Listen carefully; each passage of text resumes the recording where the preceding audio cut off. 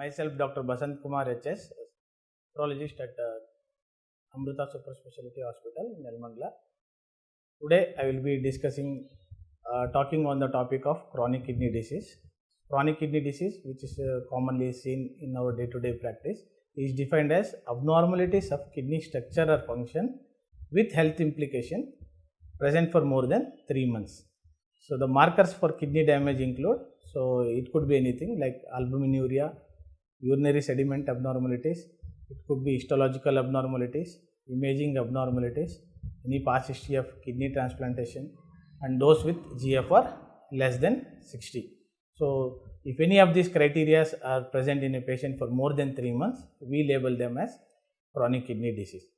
So, diagnosing and treating chronic kidney disease is very important because it has a significant impact on the quality of life and health implications on the patient. Coming to the causes for chronic kidney disease, so there are several causes for chronic kidney disease and they can be broadly divided into reversible causes and non-reversible causes.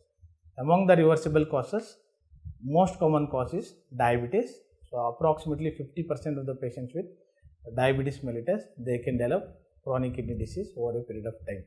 The next most common cause is hypertension, glomerular disease, obstructive kidney disease, renal stones, and any patients with history of repeated urinary tract infections, history of intake of NSAIDs, painkillers, and also over-the-counter medications, heavy metals, they can also cause chronic kidney disease. Coming to the non-reversible factors, age is one of the factors, more common in males and also Africans, and also those some kidney disease can run in the families and genetic causes. Coming to the staging of chronic kidney disease. So, as I mentioned, any patient with GFR less than 60 present for more than 3 months, we label them as chronic kidney disease. The normal GFR is between 90 to 120, so without any markers of kidney damage. So, depending upon the GFR, we can label the kidney disease into 5 stages. Stage 1, when the GFR is between 90 to 120 with markers of kidney damage as I discussed previously. Stage 2 is with GFR between 60 to 89. Stage 3 is when the GFR is between 30 to 59. In that it can be divided into stage 3A and stage 3B. Stage 4 is when the GFR is between 15 to 29, and stage 5 is also called end stage renal disease.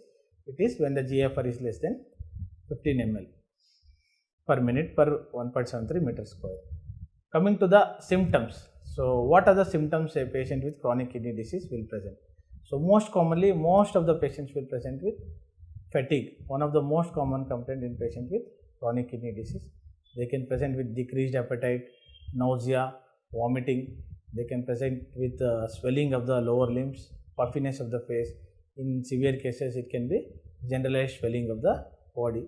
They can present with breathlessness, so exertional, or it could be at rest also.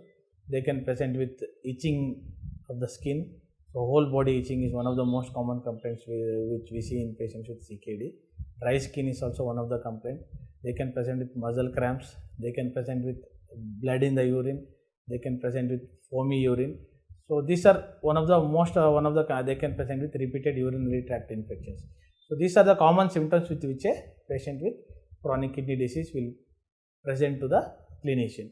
So, how to diagnose a patient with chronic kidney disease?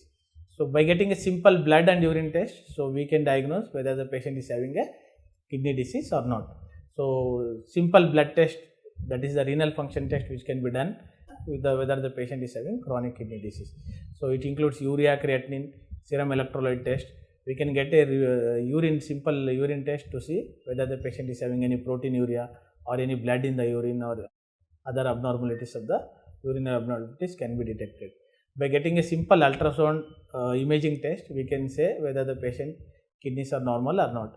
In case of chronic kidney disease, some patients with chronic kidney disease, they might have small size kidneys, or some patients might have genetic kidney disease, they might have cystic kidney disease.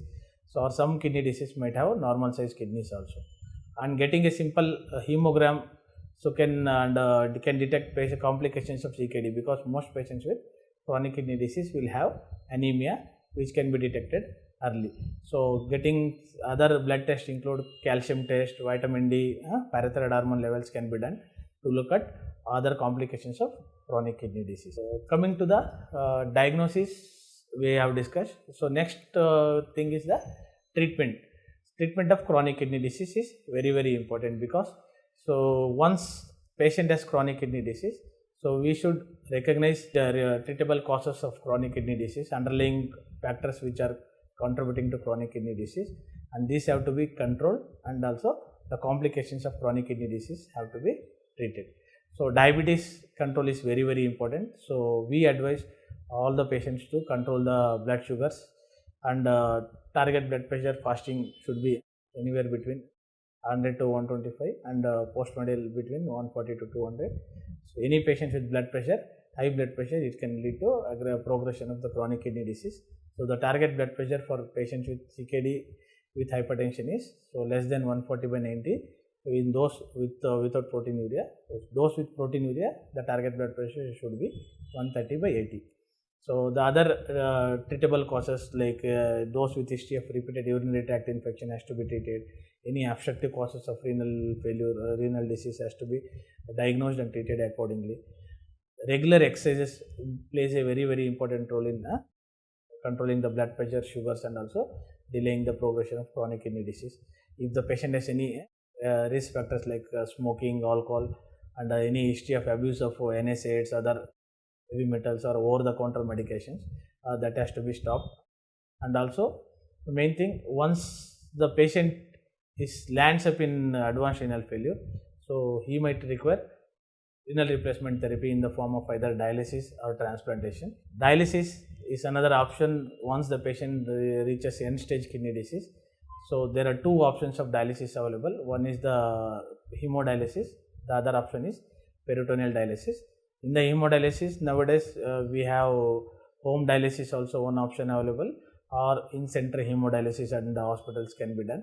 Peritoneal dialysis is another option for those patients don't want to come to the hospital, they want to get the dialysis at home. So in those patients, we insert a catheter into the peritoneal cavity, and we advise them either continuous ambulatory peritoneal dialysis or automated peritoneal dialysis can be done at home only. So the next option, the best option for all patients with chronic kidney disease is kidney transplantation. So whenever a suitable donor is available in the family, so we have to advise them to undergo a kidney transplantation. So that is the best treatment option for patients with chronic kidney disease on dialysis. So if there is no suitable donor available, so the patient has to continue on dialysis. So register for the cadaver program. Once he gets the kidney, then cadaver kidney transplantation can be done in this patient. So the take-home message for all patients for diabetes or hypertension or any patients is, I would advise them to any patients with diabetes strict control is very important. Strict blood pressure control is very important. Drink plenty of water, normal persons, low salt intake, risk factors like smoking, alcohol has to be stopped. Avoid usage of alternative medicines or over-the-counter medicines and painkillers. So and early diagnosis and follow-up with a nephrologist at least once in 3 months is very important, so that they can diagnose and treat the complications of chronic kidney disease and delay the progression of chronic kidney disease. Thank you.